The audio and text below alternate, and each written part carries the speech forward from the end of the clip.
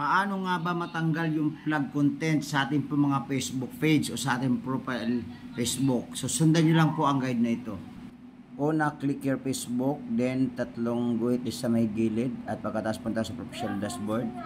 Pagkatapos sa professional dashboard, scroll mo lang din siya at punta ka dito sa page recommendation. As you can see, meron tayo dito ng ito po na flag content. So ang gawin natin, i-delete po natin siya. Punta tayo dito sa flag content na video. Then scroll natin sa baba. Kapag nakita natin ito yung take down action, i-click po natin yan. At pagkatapos yan po, itong delete, press natin at yan, i-delete po natin. Pagkatapos ng delete, yan, i-take action ulit natin yan, pinutin natin yan. So as you can see, may delete option. So another delete. So yun lang. So as you can see, ay wala na po. At page recommendable na ulit po tayo. Ayan, check natin kung wala na. Ayan guys, so wala na po siya. Ayan, wala na po. Thank you for watching at sa makatulong ka sa iba, i-share mo dito ating video. Thank you.